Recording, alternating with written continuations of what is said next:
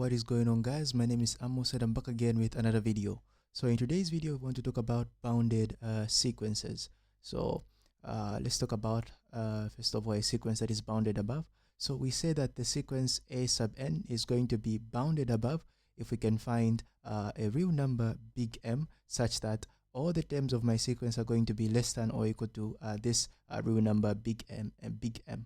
All right, so this has to be true for all values of small n in the set of natural numbers. Then our sequence is going to be bounded below if we can find some real number small m such that all the terms of my sequence are going to be greater than or equal to this small m. Now this has to be true for all values of n in the set of natural numbers. So a sequence that is bounded above and bounded below is going to be bounded. It's going to be a bounded sequence. So we say that a sequence is bounded if it is bounded above and bounded below.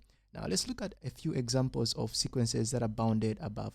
So let me give you an example of a sequence that is bounded above. So the sequence a sub n is equal to sine of n. Now this is for n, for some natural number n. Well, this sequence is bounded above. So this sequence is bounded above. This sequence is bounded above. Now this is because, so this is my justification. Then we know that the absolute value of our a sub n, which is equal to the absolute value of sine of n, like so, is always going to be less than or equal to 1. Now if you take sine of anything, now we also know in principle what we have is that sine of anything is going to be between 1 and minus 1. So this is what we basically have. So this is an example of a bounded sequence, or a sequence that is bounded above. So we can say that our sequence is bounded above by 1 and then bounded below by minus 1. So our sequence is bounded. Now example number 2, let's look at the sequence b sub n, which is going to be equal to e to the power n. Now this sequence is going to be unbounded. Now this is going to be unbounded because if we say if for all values m in the set of real numbers, if we choose small n is equal to the flow of natural log of, for example, n plus 1 plus 1, like so, then what we have is that the sequence, my sequence, which is b sub n, well, what we have here is that our sequence b sub n is going to be strictly bigger than this m. So we see that our sequence here is not going to be bounded above, right? So we're going to have a problem. So if the sequence is not bounded above, then it cannot be bounded, and so this is why I'm saying that our sequence here is unbounded. So we can actually check that this is actually the case. So what we have here is the flow function. So we basically take the integer part of we take the flow of our real number. Now this n here has to be a natural number, and so if I leave it the way it is, like so, then there will be a problem because n has to be a natural number, and so that is why here I'm taking the flow of this real number here. So we have to take the flow of this function here. Now another example of a function that is not bounded is another example of a sequence that is not bounded is the following. So the sequence un which is equal to n, like so, is not bounded. So this sequence is not bounded. Now it's very easy to verify or to see that this sequence is actually not bounded. Now let's look at one very, very important theorem when it comes to bounded sequences. So we see that every convergent sequence is going to be bounded. So every convergent sequence is bounded. Now the reverse, or the reverse is false in general. Now the reverse is false.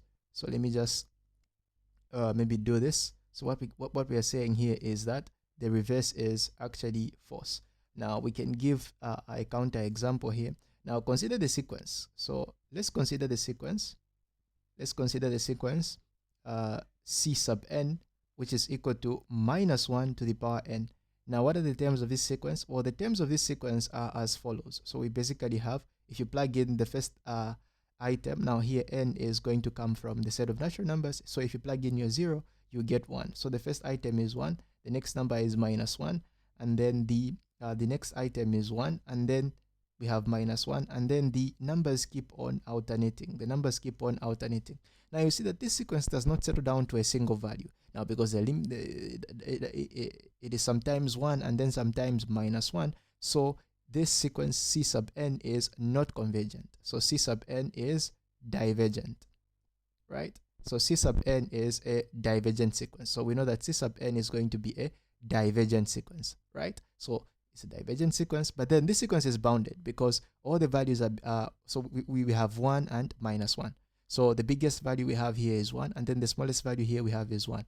Cn is divergent but bounded. Okay,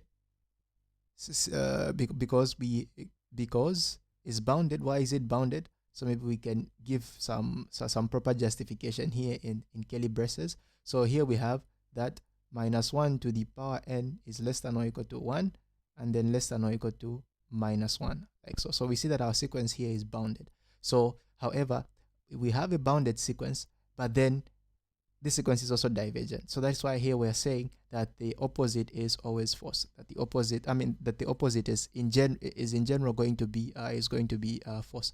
Now there are sequences that are bounded and that can also be convergent, but then in general, the opposite is in general going to be false.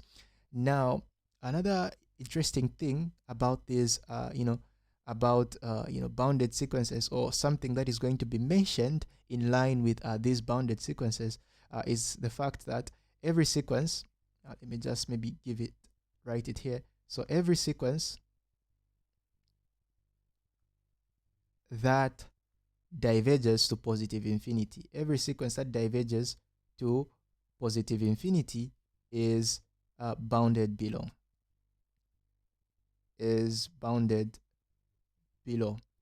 Then every sequence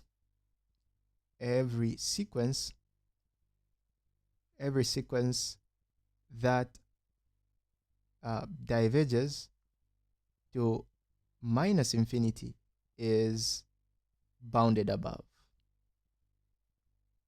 That diverges to positive infinity is bounded above.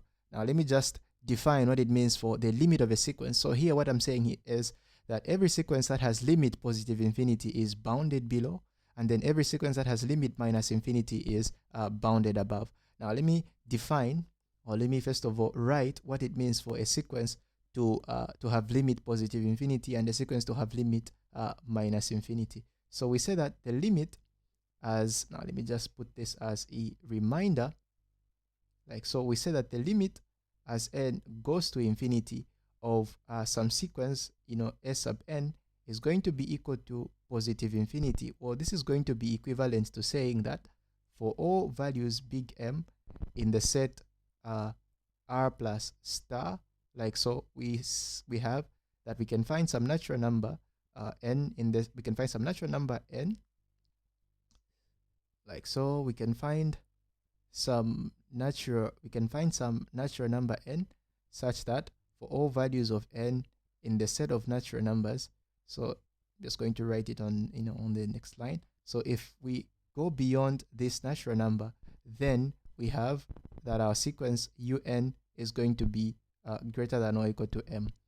And then recall that the limit as n goes to infinity of our sequence A sub n is going to be equal to minus infinity. Well, this is going to be equivalent to saying that we can find some m that is going to be in the set R minus star, like so, and then we can find some natural number such that for all values small n in the set of natural numbers, if we go beyond this n, then this is going to imply that that my sequence, this is going to imply, now here I must have, instead of having u sub n, I must have a sub n for everything to make sense.